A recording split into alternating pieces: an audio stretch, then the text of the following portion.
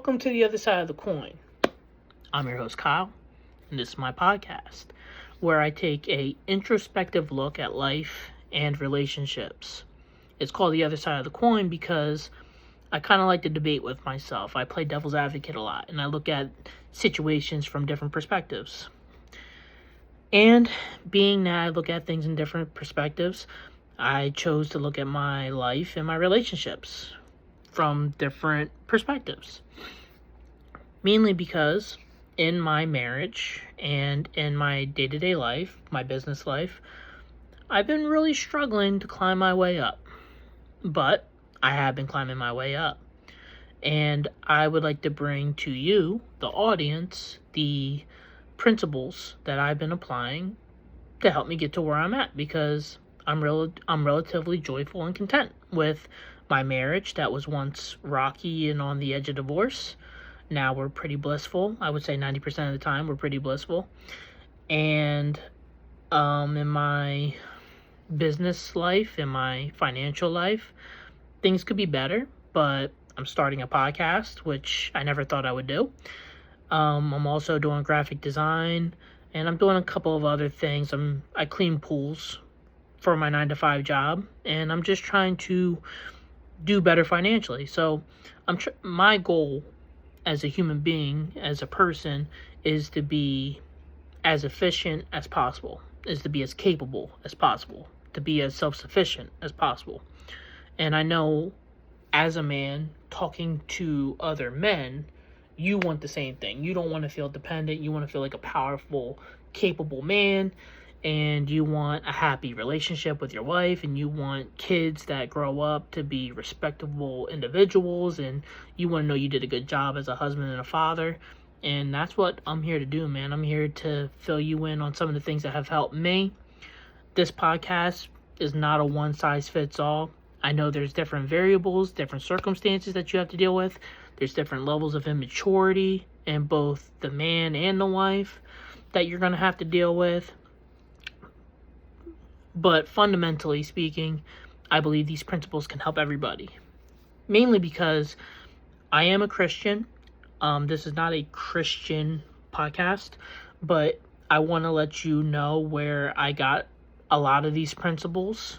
So I want to give credit where credit is due. A lot of these things come from the Bible, but this is not a Christian podcast. I'm not here to beat you over the head with my faith or my religion, but like I said, giving credit where credit is due.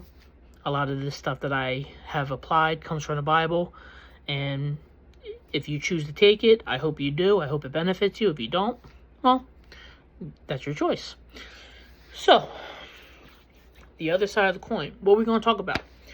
Well, I saw a question on Facebook asked by a dad or asked by a husband, and this husband asked, "Why is my wife so mean to me?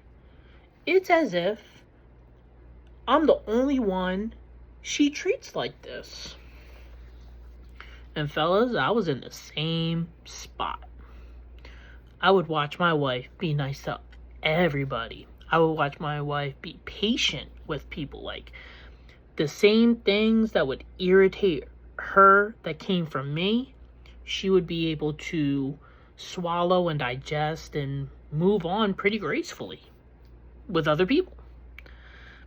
And like I said, I'm a Christian man, and my wife is a Christian, so the fact that she was often not nice to me actually rubbed me the wrong way principally. Like, on principle, I was frustrated with her because I'm like, how do I marry a Christian woman and have to deal with these types of situations with which the Bible ultimately tells us that, we're supposed to be nice to one another. We're supposed to love one another, right? So the fact that I didn't feel loved from my wife was kind of confusing to me. So, because of the way I think, I can spin off in so many different directions. I want to first outline how I pretty much see relationships. And I see it in almost like an equation. And the equation goes, we have what our expectations are versus what our commitment level is. So expectations over commitment. I'm going to start here because this is where we all start when we get into relationships. We have expectations, and then we have a level of commitment to meeting expectations. So I can only speak from my experience. I don't know the context of your relationships, obviously, because I'm just talking to a screen. So based off of my relationship, and this is all going to tie into the question why my wife doesn't treat me nice or why she's meaner to me than others. It all comes back. So just walk with me for a little bit. Let's walk and talk. So expectations versus commitment level, or expectations over commitment. When I got with my wife, the expectation was, especially as a Christian man, I am dating and courting a Christian woman who, her and I have similar beliefs, a similar understanding of what's expected. We obviously expect to be nice to each other. We obviously expect to love one another. And in my relationship, and it's really not a religious thing, I think all relationships, with the exception of some relationships that have more masculine women in them, or you have now feminist types, which that's a whole different topic that I'm not going to touch. Let's just assume we're talking about a husband and wife who, have a typical format for a relationship. The husband is the breadwinner. The wife might work to help supplement the income, or they work 50-50. They're taking care of the children together, or they don't have children. They're just taking care of one another. They're taking care of their responsibilities. They split it down the middle. Let's assume it looks like that. But most of the time, let's just say the husband makes more of the decisions. He's more of the leader of the relationship, right? So assuming that's the formation of the relationship, my expectations from my wife was I expected a submissive, kind, and compassionate woman. Did I get that? Yes and no. So some of the variables that get thrown into this situation is individuals' childhoods.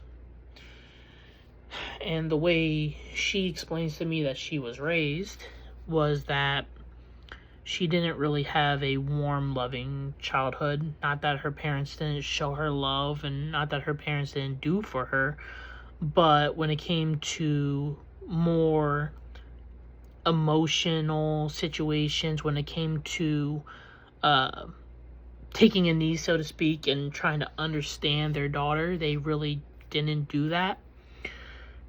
So I theorize that has bled into a lot of her other relationships, including her marriage with me. So in the beginning of our relationship, and still to this day, we have challenges communicating how we feel about situations with each other, because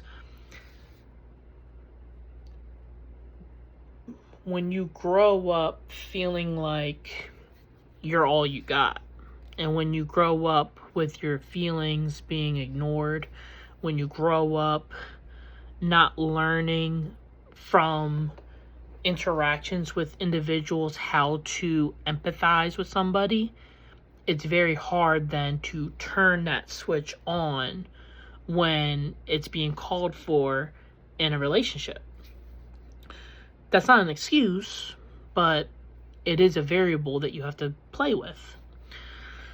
So the expectation that I had of a nice, pleasant, submissive wife was pretty much instantly shattered when I started trying to have conversations with her and my viewpoint didn't align with hers.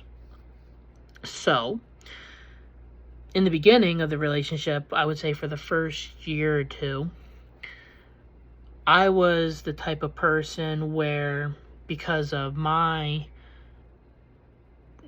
insecurities and because of my emotional lack, which I didn't know about until a long time later. I'm talking about within the last year or two is where a lot of my marital growth has taken place. Actually, in the last year. In the last year, I've seen the most growth in my marriage. But going back to 3 years ago, or 4 years ago rather, it started off really. So I've been married for 7 years. Been with my wife for 8.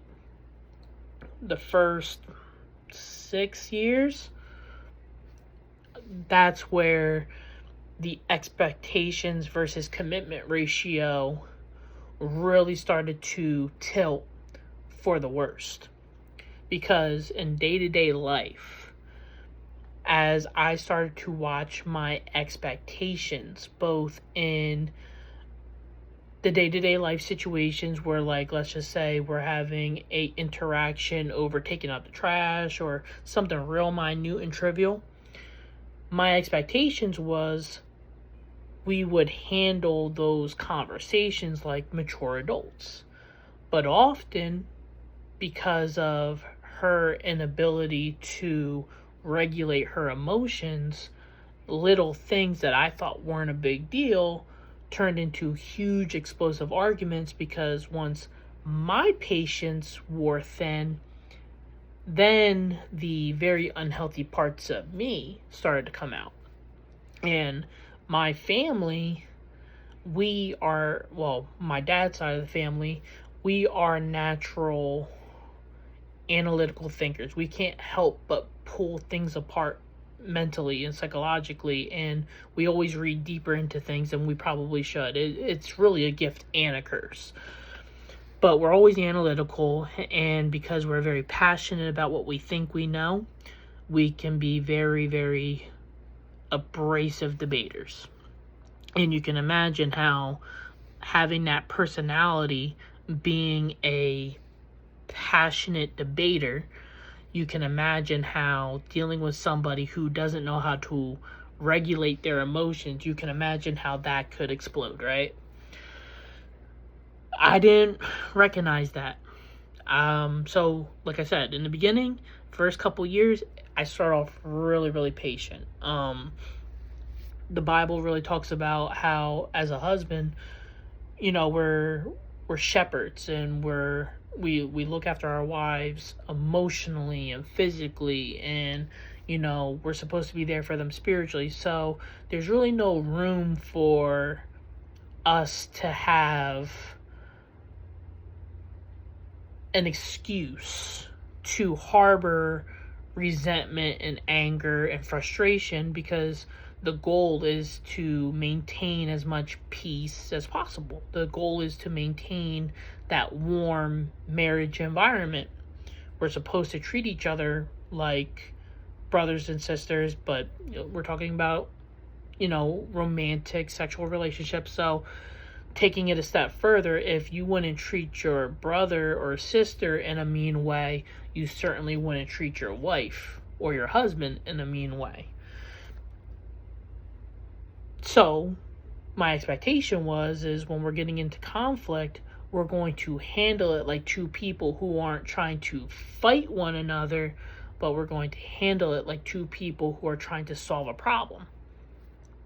However, my expectations weren't met, because in those early years,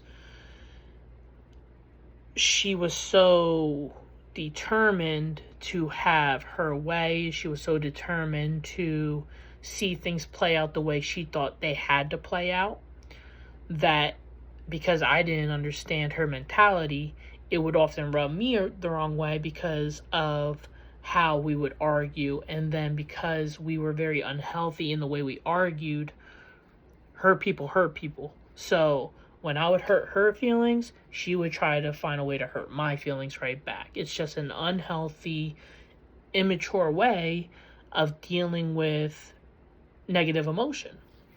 Because when we're out in the world, unless you just really don't care about other people, when you get into a confrontation with a stranger, more than likely you're going to bite your tongue, you're going to choose not to say that thing that you know might inflame the situation, and you're going to probably walk away and just try to move on. Whereas in a relationship where there's really nowhere to go and you're going to see this person not just today, but you're going to see them tomorrow, you're going to see them potentially for the rest of your life, as you start having these constant clashes. Next day. Next day. Next thing you know, you're walking on eggshells with each other. You know that if I say this thing, she's going to explode. If she says this thing, you're going to explode. You're biting your tongue.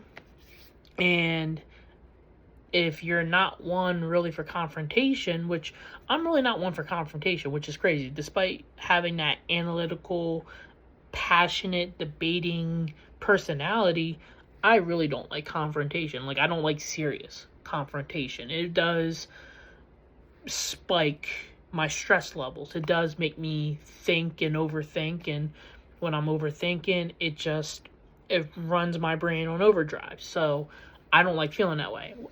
People call it in the world anxiety. I just call it being overly stimulated. I mean, I do believe in anxiety, but what I really think it is it's overstimulation and preparation for a battle.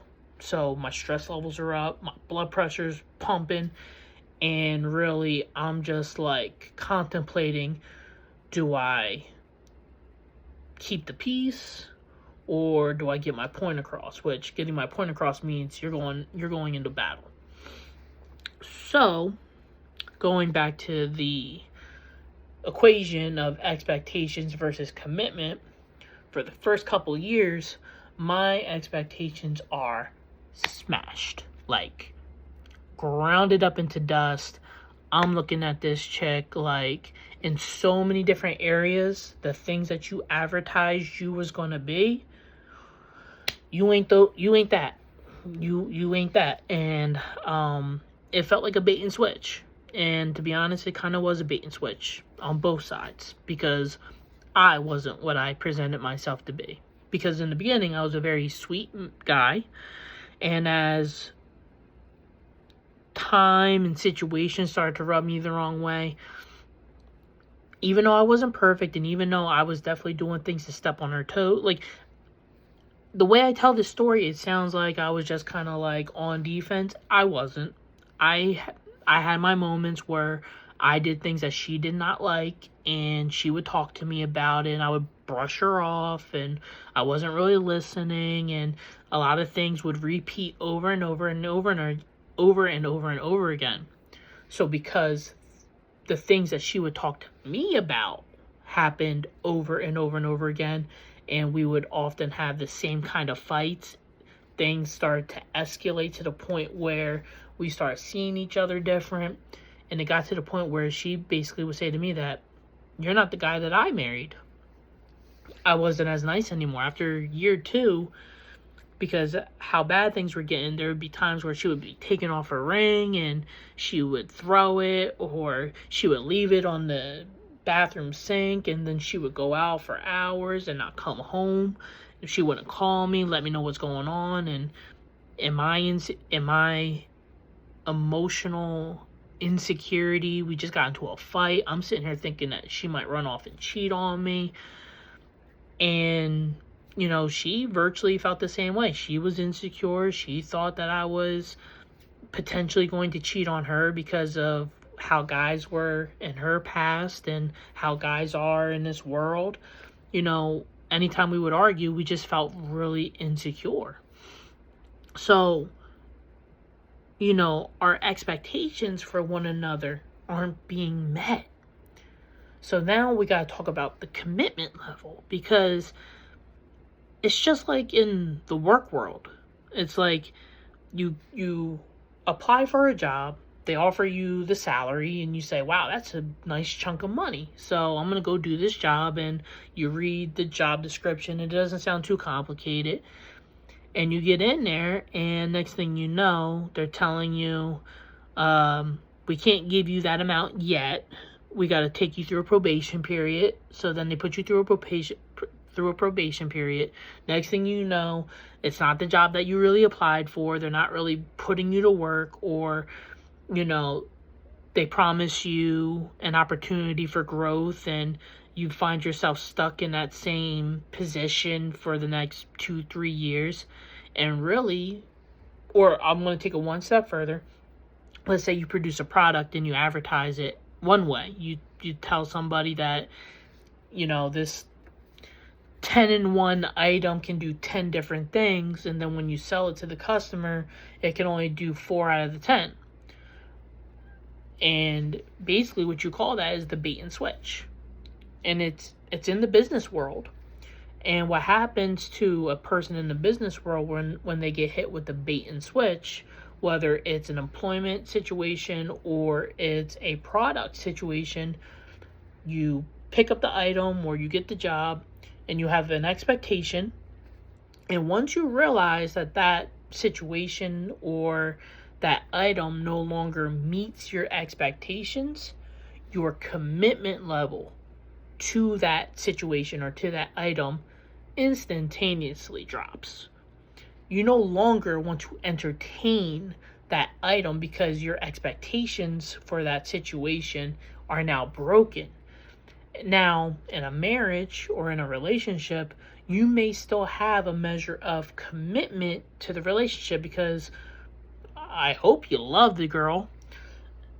Maybe you just like to entertain yourself with this girl. Maybe she's entertaining. Maybe she's cool just to be around. So there's still a measure of commitment. But again, we're assuming that we are in a committed relationship or we're in a marriage where we actually care about this person and we want the marriage to work. We want the happy family life. We want to be fulfilled in as many areas as possible. So assuming those details, when the commitment levels drop, then what begins to increase is the resentment level. The resentment level is where the toxicity level of the relationship begins to increase tenfold. Now, the negative interactions you have with your partner or the little arguments that you have, those are kind of like bumps in the road. Those come with life. Those come with living with somebody. Like, there's no such thing as a perfect relationship. We should all know this if we're all mature. There's no such thing as a perfect relationship. However, as men, or at least as adults, we have these expectations where when we talk to somebody, we expect for what we have said to enter in one ear, do the work inside the brain, and what comes out is changed behavior. When that expectation isn't being met and that negative behavior doesn't get modified, both you and your partner begin to look at each other in a very cynical way. So in the beginning, you might have seen all the positive things about her. You might have been like, wow, she's beautiful, or dang, she's fine, and like she sounds sweet, like she's cute, and she seems like she's really playful. I can see myself with that, or I can see herself being really, really nice and genuine, and I can see her being compassionate. And I'm sure a lot of those personality traits are still in her.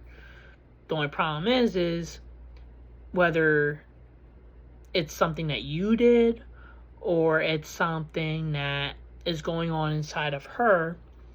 Something is preventing those positive personality traits from coming out. So then as you start to get worn down over time from all the negativity that's happening, you start to perceive her in that one perspective. You start to see that those negative qualities start to come out. And then your commitment level starts to drop. Excuse me. Your commitment level starts to drop. And when that commitment level starts to drop, you stop doing the things that probably drew her to you. So now, not only are your expectations not being met and your commitment level has gone down, but now in your response to her activities, now you dial down your commitment level. And now a lot of people would say, well, yeah, why would I keep putting into a situation where I'm getting nothing out of it? I'm going to cover that in a second. Now her resentment level is starting to climb week by week, month by month, day by day, hour by hour, argument by argument, situation by situation. Every little thing is starting to get under her skin. And none of this is really an excuse for either man or woman to not be able to control their emotions. We all should be able to regulate our emotions and almost take like an analytical look at how we feel in the moment and say, is it worth me acting out in this way? What are the results going to be if I act out in this way? The problem is in the heat of the moment, we don't think like that. In the heat of the moment, when she says, you never buy me flowers, you never do anything nice for me, you never hold my hand, you never kiss me, you never tell me you love me, you never... In those moments, especially somebody with my personality, with somebody who's ready to debate, somebody who's ready to make a defense for themselves, I got a whole list of times that I went and bought her flowers. I can remember in that moment all the times I told her I loved her. I can remember all these situations where I tried to make her feel special.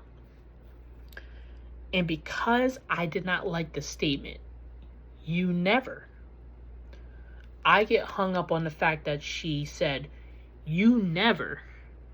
So now I have a choice to make when we get into these situations, because what I didn't realize in the beginning of my relationship with my wife, and I have learned over time, is when my wife tells me how she feels and when she speaks her feelings, that's how she feels. Like, it doesn't matter whether it's true or not. She feels that way. Where I got hung up in the past was I would debate her feelings. I would tell her that I don't see how you could feel that way because I do this and I do that for you. I'm the sole provider of my household, so it's not like I'm not paying the bills or anything. I'm going out and working for my family. I come home to my family. I'm not out playing around. I don't understand why you don't feel loved and cared for. And it really upsets me that, no, I want you to pay attention to that. It really upsets me. It hurts my feelings. Now, as men, we don't like to say it hurts our feelings. Things just bother us. Like, we say it's the principle of the matter. She said something and it hit something in me where I'm like, she broke a principle. That's not cool. But fundamentally, I think as men, because we don't like to be vulnerable, we hide behind anger and aggression, and what's really behind that anger and aggression is some hurt feelings. Let's just be real. And maybe our hurt feelings don't manifest into tears, but our hurt feelings manifest into frustration and irritation. And as our expectations aren't being met, as the frustration and as our expectations aren't being met, as the commitment level starts to go down, as her resentment starts to go up, so do ours. Because the more we start to experience a principle being broken as men, the more we start having these arguments with our spouse where it feels like our point of view isn't being validated. Maybe she gaslights you. Maybe she draws you into an argument, or she draws you into a conversation and she starts talking about her feelings and letting you know how she feels. And then as soon as she gets done talking and she's gotten everything off her chest, you go to open your mouth, right? And then what happens? She says something to the effect of, you know, why do you always have to make it about you? Or maybe she just completely shuts off and doesn't hear your opinion or your feelings at all. Maybe she doesn't even validate you. Maybe she gaslights you and says, you don't have a right to be upset. Maybe her pain is more greater than yours. And you're sitting there thinking to yourself, well, am I not allowed to have feelings too? Am I not allowed to speak my mind? How is it that you're able to always speak your mind and I'm not? And honestly, I think that's an immaturity issue. I think it's an immaturity issue. I think it's a psychological issue in that as a child, as a teenager, as an adult, we have not been trained to think about other people outside of ourselves. We're so used to thinking about our feelings in the moment. We're so used to being in the moment, thinking about our feelings, that very rarely do we think about how the other person is feeling and what the other person is thinking. So because of that, often my wife would try to tell me how she feels, and basically it would be in one ear and out the other, because the things that she was saying to me, the things that she was expressing to me in her feelings, I was busy trying to analyze her feelings. And in this analytical nature, I would be sifting through her feelings. Okay, what's true and what's a lie? And what I was missing was the fact that all of it as a whole was her feelings. It was what was on her heart. So as I was trying to analyze away how she felt like I was invalidating her feelings, which, fellas, when you want to answer the question, why is my wife mean to me? It could just be that she's mean. It could just mean that, like, you got with somebody and she's mean and she's narcissistic and she's just selfish. Like, it could just be that. But again, imagining that we got with somebody who we thought was sweet, and she is sweet many times, but over time things have worn out. Is it possible that every time she has tried to communicate with you how she's felt, you tried to defend away your actions? You always had a defense for why you acted that way. Or maybe you didn't realize it, but when she told you how she felt, you invalidated her feelings by saying, well, I didn't mean it like that, so the fact that you're taking like that is kind of like your fault. And one of the things that I used to do, and I'm working really hard on not doing it, but it's hard, is my wife would tell me personal things about herself. She talks a lot about her childhood trauma, dealing with different situations in her family life. And we would get into confrontation with each other, and I would bring up to her, well, I think it's because of what happened to you as a child, or I could see that you're anxious and overwhelmed, and I would try to offer some kind of solution. And because of my wife's feelings towards her trauma, and because my wife's not at a point where she feels like she's overcome certain things, she would often say to me that the reason why she got to the point where she stopped sharing how she felt at all, and the reason why things grew cold, both emotionally and intimately, is because she didn't feel like she had a connection with me. She didn't feel like she can communicate with me. All the things that I felt, she felt the same way, but the way I had to navigate her side of things was where the analysis had to take place. And again, I don't know the context of all your relationships, and I would love in the next episodes for I would love in the next episodes for me to be able to have a guest so that we can have a back and forth conversation. And I would also like some input from the audience so that I can start working on some of the details that happen in your relationship that may have happened in mine.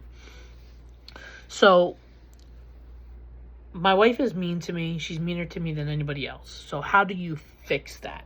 So, if the issue seems to be expectations aren't being met, which means the commitment level decreases and the resentment level goes up, is there any way to reverse this equation once it feels like a train that's completely running out of control?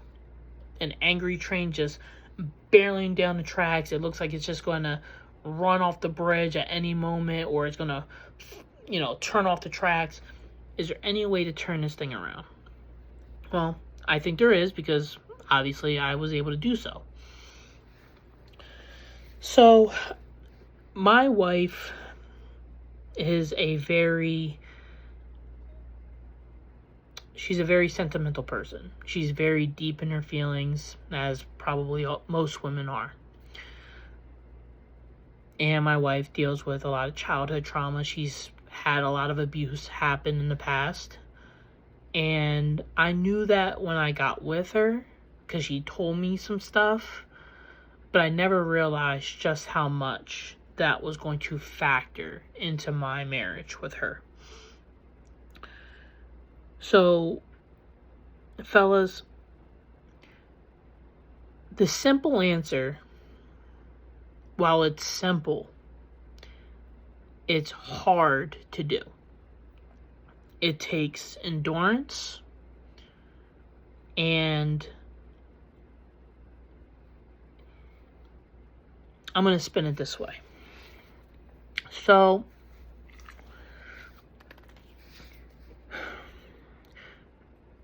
it got to a point in my marriage where it definitely felt like we were going to get a divorce. And in the beginning of the relationship, the first 2 years, when she was taking off her ring and threatening to leave me and told me she didn't want to be with me anymore, I was the type of person who would try to maintain peace at all costs. Like, I would stand in front of the door and say, hey, I know you're upset, but you and I need to discuss this. I love you. I don't want you to leave in an upset state. I want to work this out, because to me, my wife was was my everything. Like, I love her. Like, I got with her for a reason. So the fact that we were arguing and not getting along really bothered me. Like, I really wanted to create a peaceful environment for me and my wife, and frankly, I wasn't getting what I wanted out of the marriage, because at a certain point, a lot of the intimacy had cooled off. We weren't being intimate as much as I wanted to. And a lot of the times, the reason why she didn't want to be intimate had a lot to do with the way we were getting along with one another. We weren't getting along. So her response to me was, I'm not going to sleep with somebody who I don't feel emotionally connected with.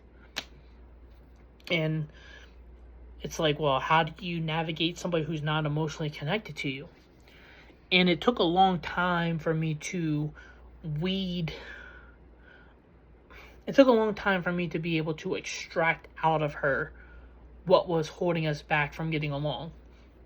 And again, a lot of it was childhood trauma. A lot of it was, she was emotionally immature. I was emotionally immature. I was also very selfish in my personality, because I saw my marriage as a more transactional affair rather than a relationship. And I said I was going to touch on this a little bit, because when I got with my wife, because I wasn't in a place emotionally, like, I wanted to be in a relationship, I wanted to be married, but I didn't realize just how broken and ill-equipped I was for life and relationships, which is, again, the reason for this podcast is to share what I've learned with you. I wasn't equipped, and I was struggling to understand how to live with this female. And my relationship with her was more transactional than it was relational. And on her side, it was definitely more transactional than it was relational. And the reason why I could say that is because when you, in this day and age, with hookup culture and social media being easy access doors to new people all the time, I mean, you just go on Instagram and there are plenty of women who pop up in your news feed that just so happen to be down the road from you or live in the same city. And, you know, as long as she's willing to meet you, you can have probably a new hookup tonight. And I'm not advising that for anybody.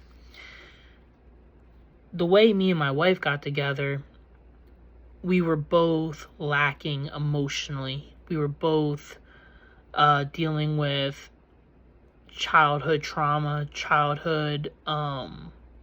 a lack of growth that we would have received from our childhood. A lack of growth from what we didn't get as teenagers. And it's not our parents' fault, because our parents only did the best with what they had. And that's going to be another podcast at some point where we talk about going up the family tree and people who aren't equipped. But I didn't understand how to communicate with my wife. I didn't understand how to meet my wife on an emotional level, because what I was seeking from my wife was purely just for me. I mean, prior to getting with my wife, I had a habit of viewing pornography, and that's kind of like how I dealt with my day-to-day life. It was a drug that got me through, and it was a little bit of pleasure despite the pain I was going through. And when I got ready to get married, I thought, hey, you know, the porn will go away, because I will be able to just sleep with my wife, and that will be great, you know. So we get married, and we start having conflict, and she doesn't really feel connected to me anymore. We have some other issues that I'll wait for her okay to talk about. And again, my expectations weren't being met in the bedroom. My expectations weren't being met as far as how we spoke to one another. And I'm all, you know, expecting, you know, relations, you know, and I'm not getting it. And, you know, it really brought down my commitment level, and my resentment level started going up the more I was trying to communicate with her, and it didn't feel like I was able to penetrate that wall of emotions that was up. So it got to a point where me and my wife were arguing so much that I stopped being that guy who was standing in front of the door and telling her, you can't leave. At that point, I started going like this. Like, for real, you could split. Because for what you're putting me through, I could certainly do better. Of course, this was as I started to grow as an individual.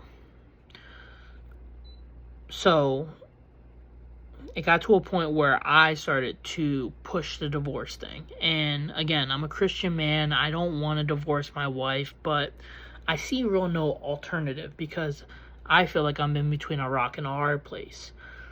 I'm in between the rock because the Bible says that God is your rock, right?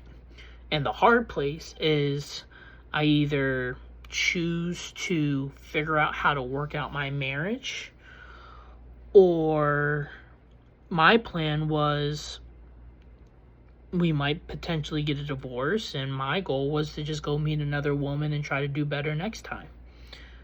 And then while I was making that decision whether I wanted to maintain my relationship or get divorced or not, there's always the opportunity for temptation to arise, and I was dealing with temptation. I just wanted to skip the whole process and move on and be with somebody else who would treat me right and treat me nice, and all the things that I felt like I was giving my wife that she wasn't appreciating in this moment, I'll just give it to another woman who I know will appreciate it, and we'll figure out co-parenting for our daughter.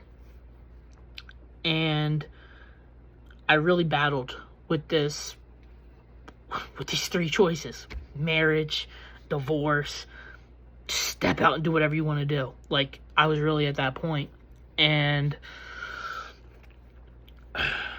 this is where it is going to get a little bit Bible-ish, because this is what I did to get to where I'm at now. It got to a point where I started to ask God about my marriage and why I was going through what I was going through. And the Bible says that love never fails. And being in a marriage, I want love. I want to love my wife. I want my wife to love me back. So I was asking God, God, what's up with this love thing? And the Bible says that God is love. Whoever doesn't love cannot say that they know God, because God is love. The Bible also says that God is a spirit. And the Bible says that we should worship God in spirit and in truth. So the way I started to contemplate love is I started to say to myself, well, I do love God. I want to serve God, and I want him to love me back. So if God is love, and the only way you can really know God is if you love, then I need to really understand what love is.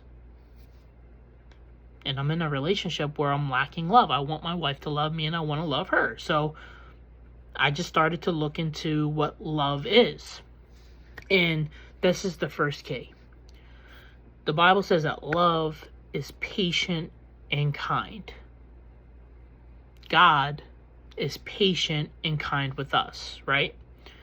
So if God is love, God is patient and kind. If we are supposed to imitate God, I guess I'm supposed to be imitating somebody who's patient and kind. So then I started to look at my marriage, and I started to ask my wife when things were calm, cool, and collected. I started to ask her, why did you get with me in the first place?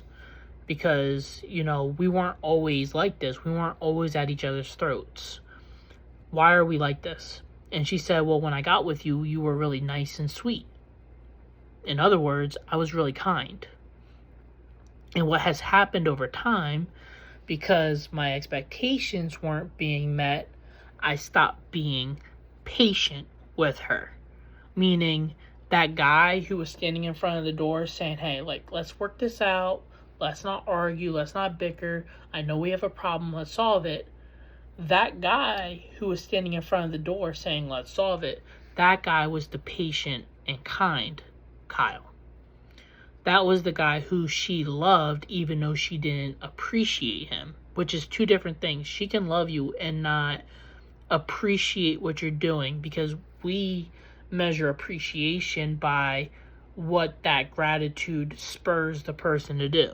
So you could say that you appreciate me, but the way you show me you appreciate me is by the actions that gratitude drives you to do, right?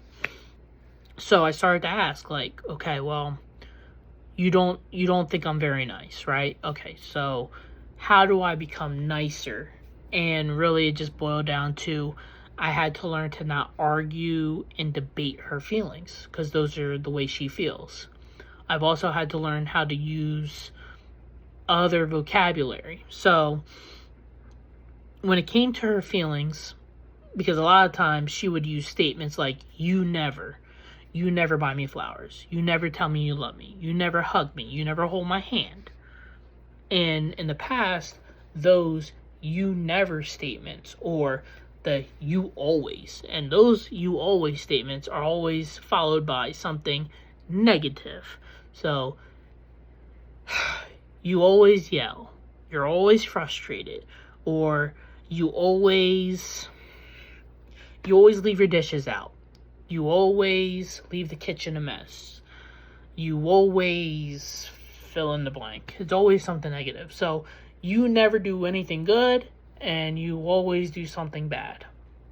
And it would play on the disrespect that I felt, because I felt like I was doing everything I could to provide for my family. I was doing everything I could to make her happy, but she felt differently. And because she hurt my feelings, I would often try to reach out and hurt hers. Or I wouldn't even try to hurt her feelings, but the way the argument would flow, or the way the debate, rather, it was an argument to her. It was a debate to me, it felt like. Because once it got to the point where she wasn't just listening and accepting what I had to say, it felt like I had to ram my point of view through. But I had to start using different language, and I had to address those statements with her. I had to say, listen, you have to put yourself in my shoes the same way I put myself in your shoes. When you say you never something positive, or you always something negative, you're basically, in my eyes, invalidating any good that I've done.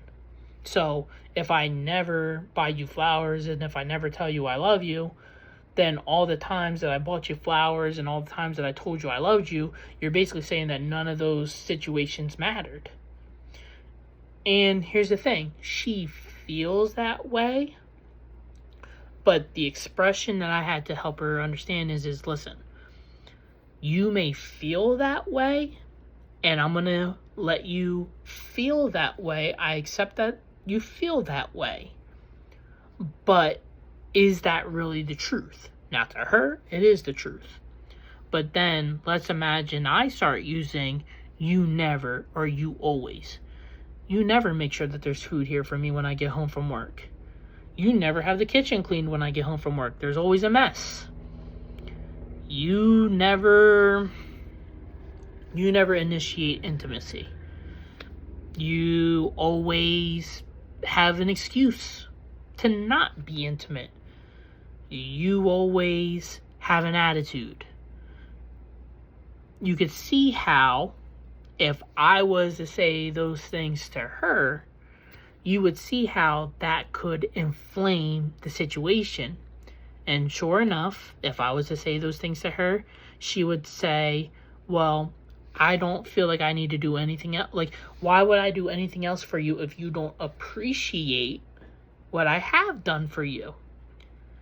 And I have used that example in arguments before, where I've used you never, you always statements on purpose. And I said, do you understand the way that feels? And over time, now here's the thing, I said it takes patience and kindness. So one of the things that I had to do in order to break that outer shell of defense that my wife had was I had to learn to see the situation for what it was. And I'm starting to go off on a tangent, so I want to dial it back a little bit. The personality that I had dealing with my marriage was this. If we were having immature fights and disagreements, because I would often say in arguments, and she would often say in arguments with me, she would say, I feel like I'm dealing with a child. And I felt like I was dealing with a child. So if I feel like we are fighting over something stupid and minute and trivial, if I feel like we're fighting over something trivial, and I feel like this is beneath my maturity level, am I going to let this situation bring me down to her level, or am I going to stay at the level that I'm at? And often, if you feel like you're dealing with a child sometimes, being that I am a father of a 4-year-old, I looked at the way I was dealing with my 2-year-old and my 3-year-old at the time, watching her throw her fits and have unnecessary aggression, getting upset over little things. And I started to look at my daughter, and I started to look at my wife, and I started to say, the difference between these two situations is age. Because really, my daughter's acting like an immature little girl, and in this situation, my wife is acting like an immature little girl. So, if I love both my little girl and my wife, will I change how I handle... Can I change how I handle my wife to handle her similarly to the way I handle my daughter? In personality, in tone, in aggression, in how I conduct or how I view the situation itself. So, obviously, when you're dealing with your child, there's not a lot of extreme, life-threatening, do-or-die situations that come up with your 3 or 4-year-old where you have to argue and go head-to-head and make sure you're right at the end of the argument. So what I would start to do is I would start to say, in this moment of time, she's not acting very mature. She's kind of acting like a child. So at this point, I think I'm going to have to treat her like a child. And I know that sounds bad. I know that sounds weird. But again, just walk with me for a minute. So we would get into confrontations. And she would be upset because I left a bottle on the counter, or I left a bottle in the living room after I drank it. And she would be real upset because she's so into making sure everything's clean and tidy and neat. She would jump on my case. And usually that would upset me because I'm just like, heck, can't you just chill out? It would be a long day at work. I just had a bottle of water. I'm sitting here chilling on the floor watching TV. And she's like, well, can you take the bottle out? And I'm like, no, I could just sit there for a minute. And she would get all frustrated and whatever because she wants me to get the bottle taken care of right away. Real controlling OCD stuff. Again, it's probably tied... She admits that it's tied to her childhood and her upbringing. And we've come to accept that about each other, that we have little things about ourselves that come from our childhood that we're working through now. But at the time, man, this thing was a point of contention. So it got to the point where I just started looking at different situations and saying, this ain't worth getting upset about. And if she's going to be upset about it, just like my daughter, when she gets upset about stupid little things, why am I going to let my daughter, who's getting upset over, I don't know, me not getting her a toy, why am I going to let that little bubble up of emotion and aggression from my daughter, am I going to let that change my perspective on my daughter? Am I going to let that affect my day?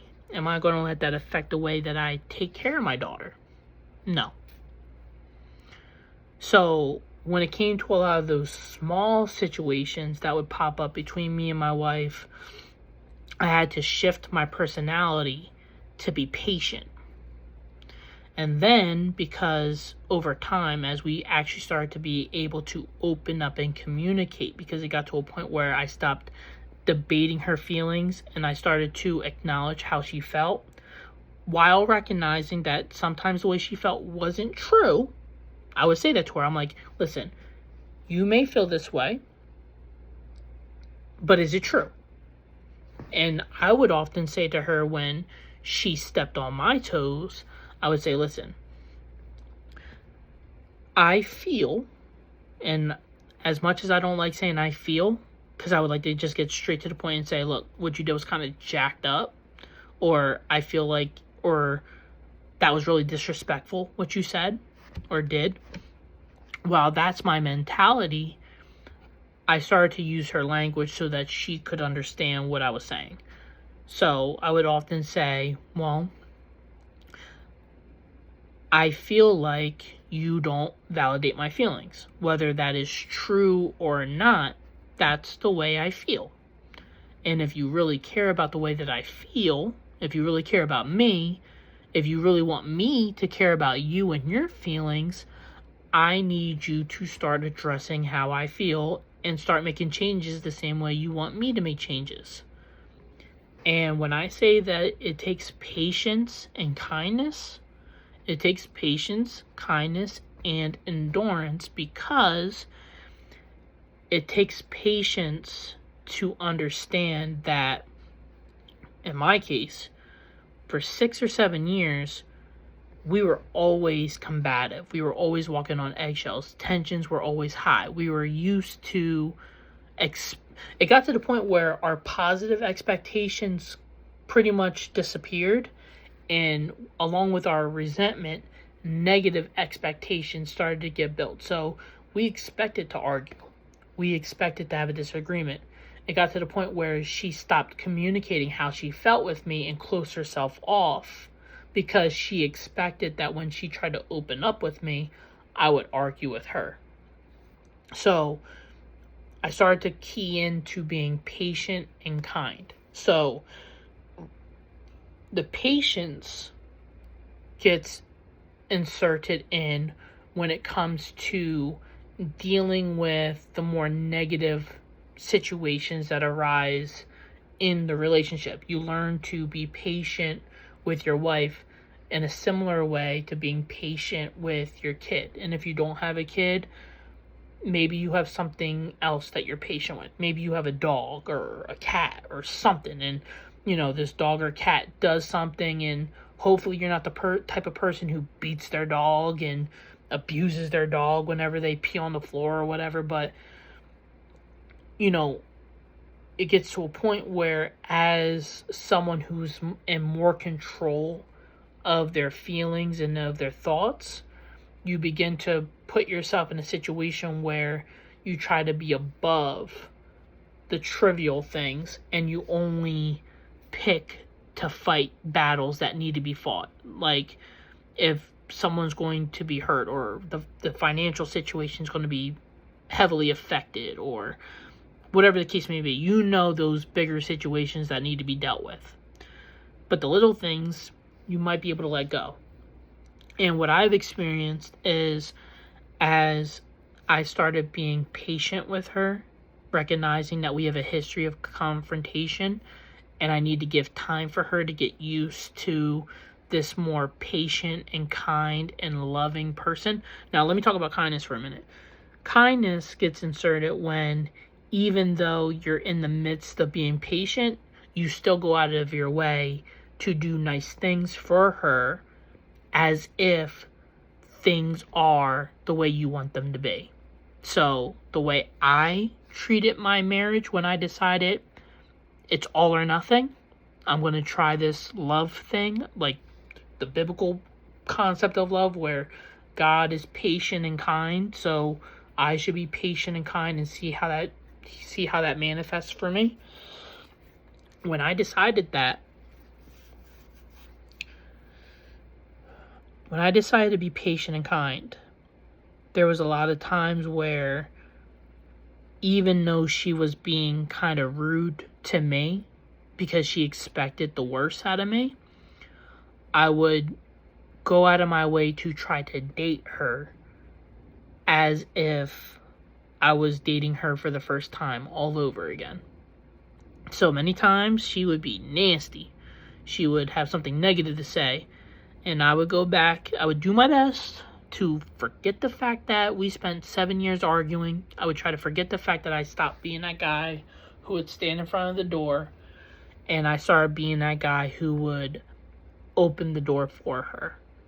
I started being that guy who remembers the fact that she doesn't feel like I remember her. She doesn't feel like I care about her. She doesn't feel like I go out of my way to think about her.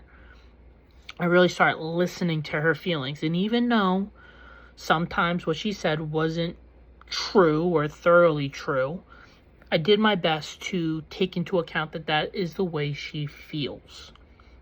And because that's the way she feels, and because that's the thing that's keeping us from being together and happy, I did my best to meet her in the middle and do the things that she wanted to see me do. So, one of the things that she really likes from me is my back rubs, and I like to scratch her back and rub her back, and she says it really helps her to relax, and it helps her to ease her mind. It helps her to go to sleep and all that. It's therapeutic. I like to give her massages and all that. And when we would argue, the same way she doesn't want to be intimate with me, I don't want to scratch your back, or I don't want to rub your back. But when I decided to make this shift to being patient and kind, patient recognizing that if I want to see results in my marriage, I got to give time for my kindness to break that outer shell that was built. Because that's what she loved about me. She loved the fact that I was kind to her. She loved the fact that I thought about her. She loved the fact that in the beginning, I looked for opportunities to make her happy. And I started to implement that again. And I had to be kind and patient with her, because there was times where she would reciprocate in the form that I wanted, in the form of intimacy. And there was other times where she had something negative to say while receiving the very thing that she was complaining that she wasn't receiving. So she would complain about it, and I would bite my tongue. And I would just say, hey, I'm trying my best to show you that I'm listening to what you have to say. And we would have to have conversations often where I said, now that I'm doing things for you, I would like to see you do certain things for me. And I had to make it clear, it's not that I'm doing these things to manipulate you to do what I want you to do, but because we are in a relationship, because we chose to be with each other, I want some reciprocity. If I'm being warm, kind, and loving to you, I want warm, kind, and loving in return.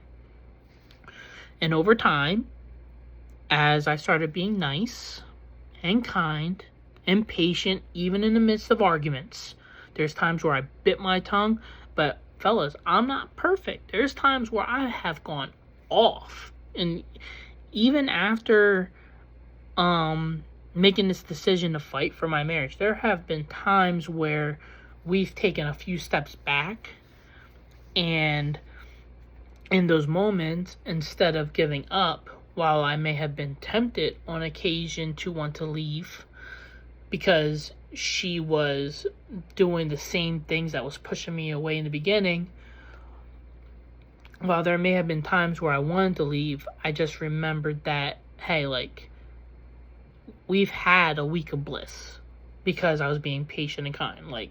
When I talk about bliss, I mean, there'd be times where she would step so out of her negative feelings and into warm, positive feelings for me that it was almost like she was an entirely different woman. She was doing the thing in the bedroom, making me happy. And then a couple weeks later, I would notice that she would dial down again, and that would get frustrating for me. And when I say that it takes patience, when I say that it takes endurance, this is just one of the steps that I've taken to try to make my marriage better. And fellas, this was the key. Patience and kindness and showing love, dating her like I'm just meeting her and dating her for the first time. As I started to treat her like a new woman, and I tried to be a new man for her, while it did take time for me to help melt away the old image of me, I started to build up a more positive image of myself in her mind and in her heart. It's all about building a more positive image. Remember, in the beginning, you had high expectations probably for her. She had high expectations for you. Those expectations were shattered because maybe it was a more transactional relationship. Maybe you didn't think you were really going to be with this person and it turned into something more than what you expected. And because you stepped into this thing because it was a transactional affair rather than a desired relationship, you didn't come into this relationship thinking, oh, let me look after her emotional needs. Let me look after this thing that she wants. Let me do this thing for her. Let me go out of my way and compliment her. Maybe you aren't thinking that way because you're thinking about the transaction. You're thinking about, oh, if I'm sweet to her, maybe she'll do the thing for me. She's cooking for me. That's cool. I go to work, I buy her stuff, and she, whatever she does, right? Maybe it feels a lot like a transaction. If you want to get to the point where you stop treating each other like a transaction, the whole idea is to recognize that you're in a relationship. You're in a relationship, which means you chose to be with this person. You chose to do life with this person.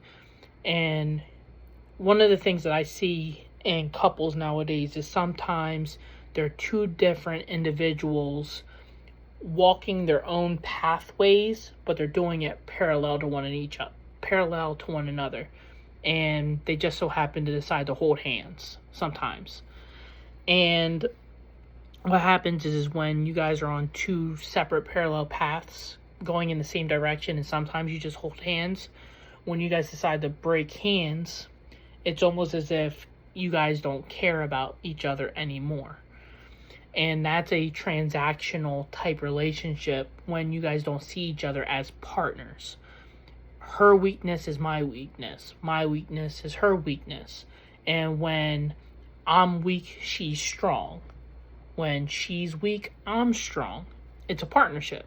Just like in business. When you have a business partner, while they have their whole family and you have your own whole family, when you guys come together to operate that business, you're both doing your best individually, doing your own individual workload, so that when you guys come together to operate the business and take care of clients or to produce a product, you guys are working together to see this thing flourish. And what happens when one person decides to slack off and chooses not to put in the work, the business suffers. And you start to lose money and the product doesn't come out as good. And all these issues arise. And eventually the business goes bankrupt because you're not producing product. You can't keep employees because the whole show's a mess. You guys are arguing with each other. No one wants to work for you. And at that point, your business just is gone. And sometimes the two business partners can't even come together again and be cool with one another because you ruined this whole business endeavor for both of us. And the only way you're really going to overcome that, if, let's just say you're going back to the business metaphor, if you're on the verge of bankruptcy, now is the time for you guys to work together. Now is the time to put the pettiness to the side and focus on what needs to take place to operate the business. If you want your marriage to succeed from the rocky, most horrendous, bitter, toxic situation that I was in, if you want to see it go from toxic to blissful, the only way you're going to be able to do that is if you start to implement the personality and the perspective that makes relationships flourish. You got to stop thinking about yourself. You got to stop thinking transactionally. You got to stop thinking that if you do A, she'll do B. You really got to start looking at your partner as if she's a customer that you're trying to please. If you think about business, not only is the product important, but as a consumer, our main argument about a product or a service is the customer service attached to it. Is the customer being cared for in the moment? Is the customer being cared for by the product? So, when you're looking at your marriage and you're looking at your wife, is the customer happy? Does the customer feel like you've taken care of all of her needs? And if not, what can you do to fill that gap? What can you do to turn that transactional relationship into a relationship where not only does the customer come to you because they like your product, but the customer comes to you because they like you. They come to you because not only do they need your services, but they like you in general. They want to be around you in general. I think about all the companies or all the businesses that I like to go into, and these family-owned businesses where they know your name, they know your order, they know your family, they ask about you. Like, for instance, my barber, Isaiah. Love him to death. And I say I love him to death because he's more than just my barber. Actually, shout out to Isaiah. He didn't do this one. I haven't been able to get to him. I did this myself. But my boy Isaiah, he cuts hair. If you're ever in Scottsdale, Arizona, check my boy Isaiah out. He cuts fresh. But I bring up Isaiah because Isaiah is not only my barber. He not only takes my money, but we're also friends. So we communicate. We have a relationship outside of the transaction. And that's what's happening with a lot of our marriages and our relationships nowadays is we're so used to the transaction of you do this for me, Isaiah cuts my hair, I pay him. And we could do business like that for years where I come in, he says, yo, what up? He gives me a haircut, I give him some money. All right, bro, see you next time. And we could do business like that for years. But how much better is it when you walk into the barbershop or you walk into that service and they're like, yo, what's up? And you're like, oh, what's up, my guy? And he's like, oh, you're here for the usual? Yeah, I'm here for the usual. So you sit in a chair. He says, yo, how's your family? Family's cool. How's your family? Same thing in their marriage. It's like you come home, how was your day? My day was cool. How was your day? Your day was cool? All right. So if we return back to the metaphor of Isaiah, he's cutting my hair, and typically what he'll do is, whether it's because it's his personality or it's his business model or it is because of our relationship, sometimes what he'll do is he'll touch up my beard. Or if I'm only, and by that I mean if I'm only paying for a haircut, sometimes he'll touch up my beard. Or sometimes he'll be like, yo bro, like, I can see that your scalp needs some TLC. So he'll tell me to come over to the wash station. He'll give me a wash. And whenever a businessman recognizes your needs and sees something extra that could be done and offers it, and especially when that person offers it with no additional charge, what happens is, because of my gratitude for his customer service, because I am grateful for his attention to those details, it drives me more to want to compensate him in the form of a tip. And just like in our marriages, instead of looking for opportunities to charge our marriage mate and say, well, I do this for you, so you should do this for me, if we were to go out of our way and meet their needs and pay attention to their needs. That's essentially what I did. I started to listen to what my wife's complaints was about our interactions with one another. And then I also started to pay more than the usual attention to smaller details that I might have ignored in the past. So I started to look at her needs and her wants and started to say, okay, how can I start to tick off some of these desires or wants that she has. So if there's small things like buying her flowers or getting her a card once in a while, that doesn't take much. I just go buy her flowers once in a while just so I can say, hey, I know you like it when I buy you flowers. It's been a while. I think about it. Hey, let me go get you some flowers. And what happens is because it was a small detail that I paid attention to, what ends up happening is she is more in the mood to meet me halfway and meet my needs.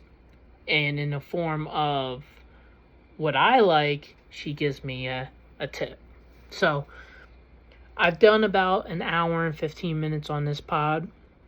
I'm not going to be able to hit every little nuance in your guys' relationships, but if you liked what you heard here, please meet up here for the next episode. I'm going to try to drop a pod every weekend, and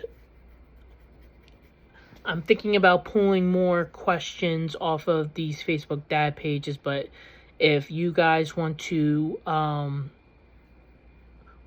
engage with this content and let me know what you thought, let me know what you're dealing with at home. Maybe I've dealt with it.